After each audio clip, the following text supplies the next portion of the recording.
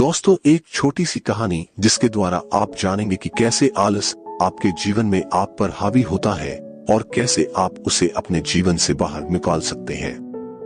तो चलिए कहानी की शुरुआत करते हैं।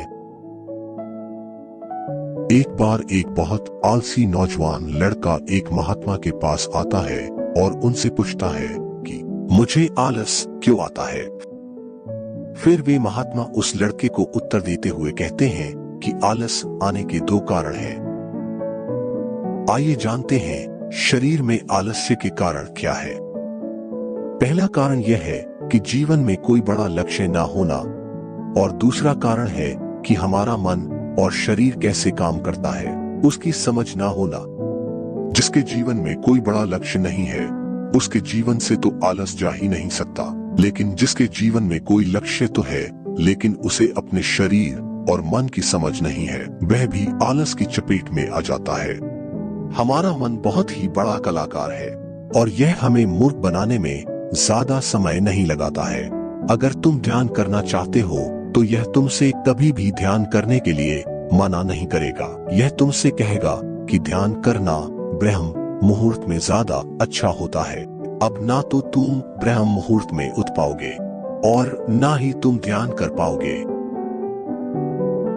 ये तुम्हें धन कमाने के लिए कभी भी मना नहीं करेगा, लेकिन ये तुमसे कहेगा कि धन ही सब कुछ थोड़ी ही होता है और ये कभी भी तुम्हारा विरोध नहीं करता, बल्कि यह तुम्हें मूर्ख बनाता है। और कमाल की बात यह है कि तुम मूर्ख बनते हो।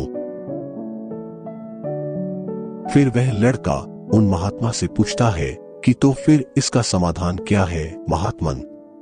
फिर वे महात्मा जी कहते हैं कि जो ये तुम्हारे साथ कर रहा है वहीं तुम इसके साथ करो, यानी कि तुम्हारा मन तुम्हें मूर्ख बना रहा है तो तुम उसे मूर्ख बनाओ।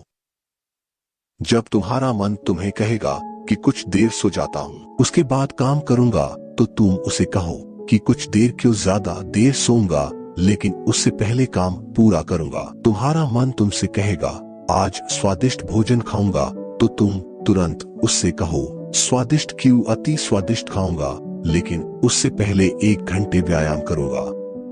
फिर वह व्यक्ति उस महात्मा से पूछता है कि लेकिन कब तक मैं अपने मन को मूर्ख बनाऊं। फिर वे महात्मा जी उससे कहते हैं कि जब तक तुम अपने आलस से मुक्त रहना चाहते हो तब तक तुम्हें अपने मन को मूर्ख बनाते रहना है। फिर वह व्यक्ति पूछता है कि कभी कभी तो ऐसा होता है कि मुझे अफसोस होता है कि मैं अपने जीवन में कुछ कर नहीं पा रहा हूँ, क्योंकि मेरे भीतर से ही कुछ करने का मन ही नहीं करता। फिर ऐसी स्थिति में मैं क्या करूँ।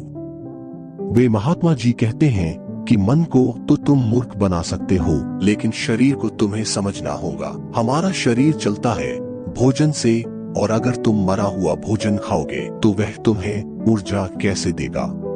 मरे हुए भोजन का अर्थ यह है कि ऐसा भोजन जो व्यक्ति अपने सिर्फ स्वाद के लिए खाता है, जिससे शरीर का उचित विकास नहीं होता है, जैसे कि मिठाइयाँ, पिज्जा, बर्गर आदि। इसीलिए भोजन ऐसा करो जो तुम्हारे भीतर ऊर्जा पैदा करे, ना कि आलस, जैसे कि फल और घर का सादा भोजन आदि।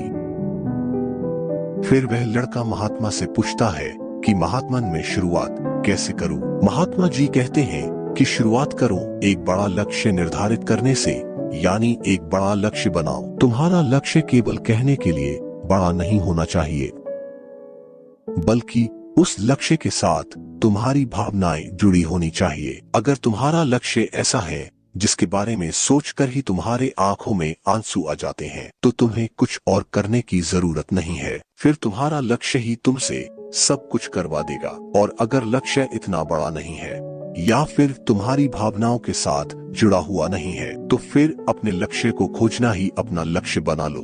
जिस प्रकार भगवान गौतम बुद्ध ने बनाया था, उन्हें पहले अपना लक्ष्य थोड़ी ही पता था कि वहां मिल जाएगी मंजिल, वे तो सिर्फ निकल पड़े थे।